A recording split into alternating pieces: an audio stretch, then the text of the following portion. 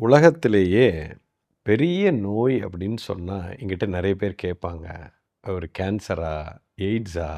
இல்ல பெரிய ஹார்ட் டிசீஸா? இந்த மாரி எல்லாம் என்ட்ட கேட்பாங்க. அப்ப நான் எப்பவுமே சொல்லுவேன், உலகத்திலேயே பெரிய நோய்ங்கிறது பயம்தான். Fear is the biggest disease on the planet. ஆனா இத விட ஒரு கொடிய நோய் ஒண்ணு இருக்குங்க. அது என்ன நோய் தெரியுங்களா? இந்த பயத்திலிருந்து எப்படி நான் வெளியில வர்றது அப்படிங்கிற பயம். இந்த பயம்தான் இருக்கிறதுலே கொடிய நோய். அதாவது பயங்கிறது இயல்பா நமக்குள்ள இருக்கிறது பயம். ஆனா இப்ப இந்த பயத்திலேருந்து நான் வெளியில வரணும், வெளியில வரணும். எப்படி வெளில வர்றது? ஐயோ! இந்த ஃபியர் எனக்கு ரொம்ப பயத்த கொடுக்குது. இதிலிருந்து நான் வெளியில வரணும்னு நீங்க நினைக்கிறீங்க பார்த்தீங்களா? இது அத விட பெரிய கொடிய நோய். ஏன்னா, this is what you are creating. நீ அத விட்டு விலகணும், விலகணும், விலகணும்னு நம்ம எப்ப நினைக்கிறோமோ, இப்ப தான் அது என்ன ஆகும்னா, அது பல மடங்கு ஜாஸ்தி ஆகும்.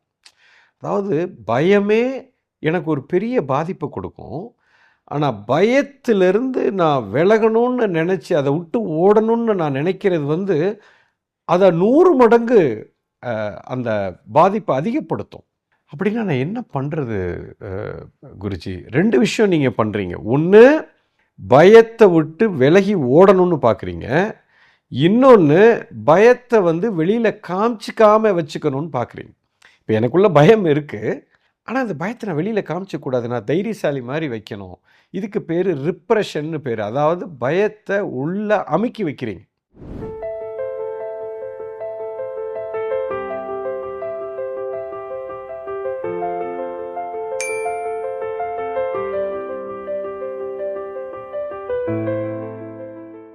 உள்ளுக்குள்ள. இது இன்னும் பெரிய பாதிப்பு உருவாக்கும். இந்த ஃபியர் எல்லாம் உள்ளுக்குள்ள போயி, அன்கான்ஷியஸ் லெவல்ல ஸ்டோர் ஆயி, ஸ்டோர் ஆயி, ஸ்டோர் ஆயி, மிகப்பெரிய பயமாக மாறும். இது எங்க போய் முடியும்னா, கோபத்தில போய் முடியும். ஆங்கர்ல போய் முடியும். ஆங்கருக்கான ஒன் ஆஃப் த மெயின் ரீசனே பயம்தாங்க. ஓகே. ஆங்கருக்கு அப்புறம் வரும். இப்போ இந்த பயம் அப்படிங்கிற ஒரு விஷயம் எனக்குள்ள இருக்குது. இதிலிருந்து நான் எப்படி வெளியில வரணும்? ஃபர்ஸ்ட்டு வெளியில வரணும்னு நினைக்காதீங்க. இந்த கணத்துல எனக்கு பயம் இருக்குது. அத நீங்க முழுமையா பாருங்க. பி எ பியூர் விட்னஸ். அது ஒரு சாட்சியாக உட்கார்ந்து வேடிக்கை பாருங்க. விழிப்புணர்வா இருக்கணும். அந்த பயத்த நான் பார்த்துக்கிட்டே இருக்கணும். எனக்குள்ள ஒரு பயம் இருக்கு. அத அத ரிப்ரஸும் பண்ணக்கூடாது. அழுத்தியும் வைக்கக்கூடாது. அத மூடியும் மறைக்கக்கூடாது. அத விட்டு ஓடணும்னு நினைக்கக்கூடாது. இந்த கணத்துல எனக்கு இந்த பயம் இருக்குது. இது எங்கே இருந்து ஆரம்பிக்குது? இது எப்படி இருக்குது? அப்படிங்கிற ஒரு பார்வைய அங்க வைக்கணும். கவனிச்சு பார்த்தா, இது நல்ல நீங்க கூர்ந்து அப்சர்வ் பண்ணீங்கன்னா, பயம்ங்கிறது ஒரு உணர்வு தான். நீங்க பியூர் கான்ஷியஸ்னஸ். நீங்க இங்க இருக்கிறீங்க. பயம் இங்க இருக்கும். இப்ப பிரச்சனை என்னன்னா, நான் ரொம்ப பயந்தாங்குழி, நான் ரொம்ப பயந்த ஆளு அப்படின்னு என்ன ஆயிடுச்சுன்னா, அந்த கான்ஷியஸ்னஸும் பயமும் ஒண்ணாயிடுச்சு. இப்போ இப்ப நான் பயந்த சுவாபம் அப்படின்னு நீங்களே முடிவு பண்ணிட்டீங்க. ஆக்சுவலா நீங்க வேற, பயம்ங்கிறது வேற. பயம்ங்கிறது உங்க மனதில இருக்கு. அதுக்கு ஒரு காரணம் இருக்குது. அது உண்மையான விஷயம் அல்ல. அது இருக்கும், போயிடும். You understand? பட் நம்மளோட புரிதல் எப்படி இருக்குன்னா, நான் பயந்தாங்குழி. என்னுடைய கேரக்டரே அதுதான் அப்படின்னு மனதையே நீங்க முடிவு பண்ணிட்டீங்க. இப்ப இதுதான் பெரிய விஷயம். இப்ப இத விட்டு ஓடணும்னு பார்க்குறீங்க. நீங்க ஓடவே வேண்டாங்க. நீங்க ஆல்ரெடி அத விட்டு விலகி தான் இருக்கீங்க. இதுதான் மிகப்பெரிய உண்மை. அது உங்களுக்கு புரியல. இப்போ நான் வேற, பயம் வேற அப்படின்னு எப்போ ஒரு மனிதன் புரிஞ்சுக்கிறானோ, அப்பவே அது விலகி தான் இருக்கீங்க. ஆல்ரெடி நீங்க 2 பேரும் வேற தான். 2ம் ஒண்ணும் இல்ல. ஒரு கணத்துல எனக்கு பயமா இருக்குது. இன்னொரு கணத்துல நான் சந்தோஷமா இருக்கேன். இன்னொரு கணத்துல நான் ஆனந்தமா இருக்கேன். இன்னொரு கணத்துல நான் வெறுப்பா இருக்கேன். இன்னொரு கணத்துல நான் பொறாமைப்படுறேன். இன்னொரு கணத்துல எனக்கு இன்செக்யூரிட்டி இருக்குது. இது எல்லாமே மாறி மாறி வருது. ஒரே நிலைப்பாட்டுல நீங்க இல்ல. நல்லா புரிஞ்சுக்கணும். அப்ப கான்ஷியஸ்னஸ் விழிப்புணர்வுங்கிறது இங்க இருக்குது. இது எல்லாமே மனதின் ஒவ்வொரு பாகங்கள். உங்க மனம்ங்கிற ஒரு பெரிய வீடு மாரி ஒண்ணு இருக்குங்க. இதுல ஒவ்வொரு ரூமா இருக்குன்னு வச்சுக்கங்க. அதத்தான் நான் சொல்வேன்.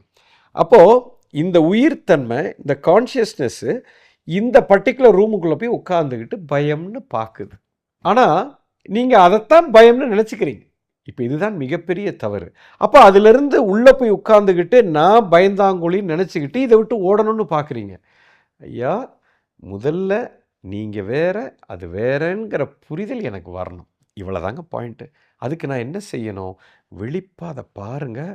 அதை விட்டு ஓட பார்க்காதீங்க, அதை அமுக்க பார்க்காதீங்க, அதை ரிப்ரெஸ் பண்ண பார்க்காதீங்க. இது எதையுமே செய்யாமல் இருந்தீங்கன்னாலே உங்களுக்கு புரிய ஆரம்பிச்சிடும். பயம் கட்டாயம் உங்களுக்கு ஒரு பாதிப்பை கொடுக்கும். பயம் நல்லதா கெட்டதா? இது நல்லதா கெட்டதான்னு பார்க்க வேண்டாம். இந்த உலகத்தில் நல்லதுன்னு கிடையாது, கெட்டதுன்னு கிடையாது. நல்லா புரிஞ்சுக்கோங்க. ஒரு விஷயம் நல்லது கெட்டதுங்கிறத பார்க்குறத விட்டுட்டு எனக்கு இது பாதிப்பை ஏற்படுத்துதா இல்லை நான் ஆனந்தமாக இருக்கணும், இவ்வளோ தான் நீங்கள் பார்க்கணும். ஒரு விஷயம் எனக்கு என் உயிர் சக்தியை மேலோங்கி எடுத்துகிட்டு போகுது அப்படின்னா நான் ஆனந்தமாக இருக்கேன்னு அர்த்தம். அப்போது அது எனக்கு உகந்தது.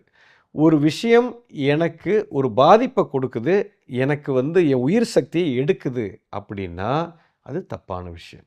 இப்போ பயம்ங்கிறது எனக்கு உயிரை கொடுக்குதா இல்லை என் உயிரை எடுக்குதா அப்படின்னு நீங்கள் பாருங்கள். தெளிவாக அது உயிரை எடுக்குது. அப்போ உங்களுக்கு ஒரு பாதிப்பை தான் கொடுக்குது. அப்போ அது தப்பு.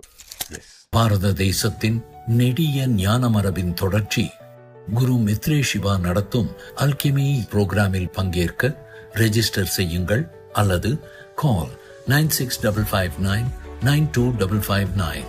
எங்கள் வெப்சைட் www.matangifoundation.org. இந்த பயம் அப்படிங்கிறத எங்கேருந்து ஆரம்பிக்குது அப்படின்னு பார்த்தா என்னுடைய மூலம் எங்கே இருக்குது அப்படிங்கிறத நீங்கள் புரிஞ்சுக்கணும்.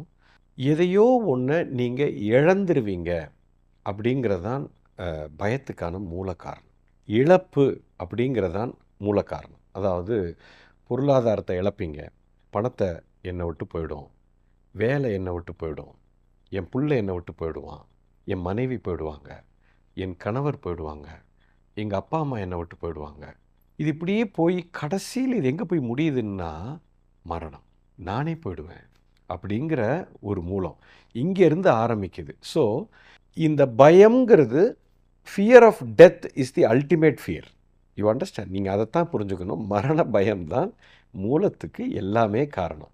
இதில் இன்னொரு முக்கியமான அம்சம் இருக்குங்க, ரொம்ப ரொம்ப முக்கியமான. இப்போ இழப்பு அப்படிங்கிறத எங்கே வரும் நீங்கள் நல்லா கூர்ந்து கவனிங்க. இழப்புங்கிறது ஃப்யூச்சர் ரிலேட்டட். இந்த கணத்தில் இப்போ நான் உட்காந்துருக்கேன், நீங்கள் இருக்கீங்க. இந்த கணத்தில் நான் எனக்கு இழந்ததை பற்றி நான் கவலைப்பட மாட்டேன். நாளைக்கு நான் அதை இழந்துருவனோ, நாளைக்கு என் வேலை போயிடுமோ, என் வேலை இப்படியே நிலச்சி நிற்குமா, என் குடும்பம் இப்படியே நல்லா இருக்குமா, என் பையன் ஃப்யூச்சரில் நல்லா வந்துடுவானா, என் பொண்ணுக்கு கல்யாணம் நடக்குமா, என் பையனுக்கு வேலை கிடைக்குமா, என் பிள்ளைங்க என் பேர பிள்ளைங்க எங்கள் அப்பா அம்மாலாம் அடுத்த 30 வருஷத்துக்கு நல்லபடியாக வாழுவாங்களா. அப்போது நல்ல கவனிங்க. ஃபியர், இந்த பயம்ங்கிறது எதிர்காலத்தை வச்சு தான் இருக்குது. ஸோ ஃபியர்னாலே நீங்கள் என்ன ஆயிட்டீங்கன்னா நிகழ்காலத்தை விட்டுட்டு எதிர்காலத்துக்கு போயிட்டீங்க. இதுதான் பயத்துக்கான மூல காரணம். எப்போ ஒரு மனிதன் இயல்பாக இந்த கணத்தில் வாழ்கிறானோ அவனுக்கு பயம் இருக்காது. இந்த கணத்தை பற்றின பயம் உங்களுக்கு கிடையாது, எதிர்காலத்தை பற்றின பயம்தான் வருது. இதில் இன்னொரு முக்கியமான விஷயம் என்னென்னா, இதுதான் பயத்துக்கான மூல காரணம். இந்த பயம்தான் உங்களுடைய அத்தனை எமோஷனையும் அது ட்ரிகர் பண்ணுது. உங்களுடைய அத்தனை நெகட்டிவ் விதமான உணர்வுகள், அதாவது கோபம், வெறுப்பு, பொறாமை, எரிச்சல், படபடப்பு, இது எல்லாமே, ஆங்ஸைட்டி எல்லாமே வருவதற்கான மூல காரணமே இந்த பயம். குறிப்பாக கோபம். நிறைய பேருக்கு இந்த கோபத்தை விட்டு வெளியில் வரணும்னு பார்க்குறீங்க. இந்த கோபத்துக்கான காரணமே இந்த பயம்தான். அதுவும் இந்த சின்ன சின்ன விஷயத்துக்கு எல்லாமே கோவப்படுறீங்க அப்படின்னா அவங்களுக்கு ஃபியர் ரொம்ப இருக்குன்னு அர்த்தம். அதுதான் அதுக்கு மூல காரணம். இதில் அதை விட ஒரு பெரிய தப்பு பண்ணுறீங்க. இந்த கோபப்படுறது மட்டும் இல்லை, இந்த கோபம் வருவதற்கான மூல காரணம் பயம்ங்கிறது புரியலை. இது எதுவுமே புரிஞ்சுக்காம இந்த கோபத்தை விட்டு நான் எப்படி வெளியில் வர்றது, இந்த கோபத்தை அடக்கி வைக்கிறது, இந்த வெளியில் கோபப்படாமல் நடிக்கிறது, உள்ளுக்குள்ளே கோபத்தை வச்சுக்கிட்டே இருக்கிறது, இது அதை காட்டிலும் பெரிய டேஞ்சர், பெரிய ஒரு அபாயத்துக்குள்ளே. அதாவது ஒரு தவறு நடக்குது, அந்த தவறை மறைக்கிறதுக்கு பல தவறுகளில் போய் சிக்கிக்கிறீங்க. அப்போது இந்த சின்ன சின்ன விஷயத்துக்கெல்லாம் நான் கோவப்படக்கூடாது. நிறைய பேர் சொல்லிக் கொடுக்குறாங்க. Anger management program, stress management program. இதெல்லாம் கோமாளித்தனம்.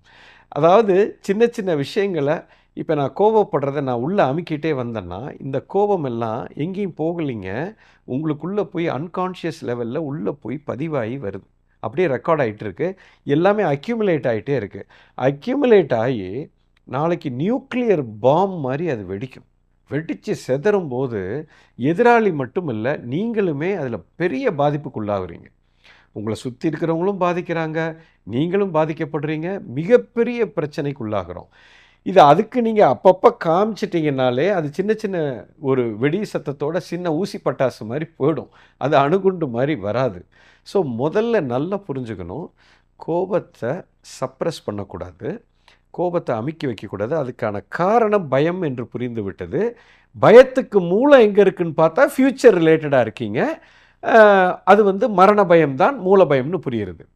இப்போது இதெல்லாமே ஒரு எமோஷனை கொண்டு வந்து க்ரியேட் பண்ணுது. அப்போ என்ன குருஜி பண்ணுறது? அப்போ கோபத்தை அடக்கியும் வைக்காதேங்கிறீங்க. கோபப்பட்டு கத்திட்டேன்னா அங்கே சுற்றி இருக்கிற சூழ்நிலையில் ரொம்ப ரொம்ப ரொம்ப எம்பாரசிங்கான ஒரு சுச்சுவேஷனில் வந்துடுது. ஒரு என்னால் அடக்கி வைக்க முடியலன்னா எல்லாரும் இருக்கிற நேரத்தில் நான் கத்தி கோபப்பட்டு அது ரொம்ப ஒரு அசிங்கமான ஒரு சூழ்நிலையை உருவாக்கி எனக்குள்ள ஒரு பெரிய குற்ற உணர்ச்சி ஏற்படுத்தி, என்னடா இப்படி நம்ம கோவப்பட்டோமே, இப்படி பண்ணியிருக்கக்கூடாது, ரொம்ப தர்ம சங்கடத்துக்கு உள்ளாயிரனே, இப்போ அதிலிருந்து எப்படி நான் வெளியில் வர்றது? அப்போ அதை காமிக்க சொல்கிறீங்களா, இல்லை காமிக்காமல் இருக்கணுமா, நான் என்ன தான் பண்ணுறது அப்படிங்கிற ஒரு கேள்வியும் வருகிறது. இப்போது கோபத்தை அடக்கியும் வைக்க வேண்டாம், அதை காமிக்கவும் தேவையில்லை. இப்போது எனக்குள்ள கோபம் வந்துருச்சு அப்படின்னா அதை கொஞ்ச நேரம் அப்படியே பாருங்கள், அதை விழிப்பாக இருங்க. எங்கேருந்து இந்த கோபம் வருதுங்கிறத விழிப்பாக கவனிங்க. இதுக்கு பேர் ஒரு விழிப்புணர்வு என்று பெயர். அதாவது கோபம்ங்கிறது ஒரு உணர்வுங்க. நீங்கள் வேற, கோபம் வேற. இதை வந்து புரிந்து கொள்ள வேண்டும். Understanding anger is the key. அதை நீங்கள் அமுத்தியும் வைக்கக்கூடாது, வெளியிலையும் காமிக்க தேவையில்லை. The moment you start witnessing it, அதை அப்படியே வியூ பண்ண ஆரம்பிச்சிங்க, அதை ஒரு பார்வையாளராக ஒரு ஒரு சினிமா படம் ஓடுதுன்னு வச்சுக்கோங்களேன். நீங்கள் தனியாக இருக்கிறீங்க, நீங்கள் கோபம் தனியாக இருக்குது. இதை எப்போ நீங்கள் பார்க்க ஆரம்பிச்சிட்டிங்களோ இப்போது ஒரு பெரிய ஒரு அண்டர்ஸ்டாண்டிங்க்கு வந்துடுவீங்க. கோபத்தை பற்றி புரிந்து தான் கொள்ள வேண்டுமே தவிர அதை அமுத்தியும் வைக்கக்கூடாது, அதை மாற்ற பார்க்கக்கூடாது. எந்த ஒரு எமோஷனையுமே நீங்கள் பார்க்கணும், ஆனால் அதுக்குள்ளே போய் உட்காரக்கூடாது, அதை வெளிப்படுத்த தேவையில்லை. It is not necessary. இந்த எமோஷன் மட்டும் இல்லை, எந்த எமோஷன். அந்த வார்த்தையிலேயே ஒரு அர்த்தம் அடங்கியிருக்குங்க. எமோஷன் அப்படிங்கிறது அந்த இங்கிலீஷ் வார்த்தை, ஆங்கில வார்த்தை ரொம்ப அற்புதமான வார்த்தை. It is always in motion. அது நகர்ந்து கொண்டே இருக்கும், அது நிலையானது கிடையாது. அந்த வார்த்தையிலேயே அந்த அர்த்தம் இருக்குது. எவ்வளோ அழகான வார்த்தை பாருங்கள். ஸோ அதை ஏன் நீங்கள் பிடிச்சி வைக்கிறீங்க? அதை பிடிச்சி வைக்க தேவையில்லை. அதை விட்டு விலகணும்னு அதை ஒதுக்க பார்க்காதீங்க. ரியாலிட்டியே என்னன்னு வாட்ச் பண்ணுங்கள், அது தானாக போயிடும். ஹாஃப் அ செகண்டுக்கு மேலே இருக்காதுங்க. எந்த ஒரு உணர்வுமே உங்களுக்குள்ளே தங்காது, அது நகர்ந்து கொண்டே இருக்கும். அது வந்து மூமெண்ட்லேயே இருக்கும். அதனால தான் அதுக்கு பேரே இமோஷன்னு பேர். It is always in motion. நகர்ந்து போகிறத எதுக்கு பிடிச்சி நிறுத்தி வைக்கிறீங்க? எப்போ அதை விட்டு விலகணும்னு நினைக்கிறீங்களோ அது இன்னும் அதிகமாகும், இன்னும் ஜாஸ்தியாகும், பாதிப்பு ரொம்ப அதிகமாகும். ஸோ என்றைக்குமே ஒன்று புரிந்து கொள்ளுங்கள், எந்த எமோஷனையும் கட்டுப்படுத்தக்கூடாது, அதை ரிப்ரெஸ் பண்ணக்கூடாது, அதை அடக்கி வைக்கக்கூடாது, அதை தூக்கி வெளியில் நியூக்ளியர் பாம் மாதிரி வீசவும் தேவையில்லை. Just watch it, just observe it, be aware of it. அதை விழிப்பாக பார்க்க ஆரம்பிங்க. அப்போ தான் அதுக்கு ஒரு புரிதல் வரும், பெரிய ஒரு அண்டர்ஸ்டாண்டிங் வரும். அந்த அண்டர்ஸ்டாண்டிங்கில் அது காணாமல் போய்விடும். இது நான் இல்லை, இது எனக்கு ஏற்படக்கூடிய ஒரு எமோஷன்னு எப்போ அந்த புரிதல் வந்துருச்சோ நீங்கள் அதிலேருந்து விலகிடுவீங்க. இது அறிவாக பார்த்து புரியவே புரியாது. இது கோபம் வரும்போது அதை விழிப்புணர்வாக பார்க்க ஆரம்பிங்க, உங்களுக்கு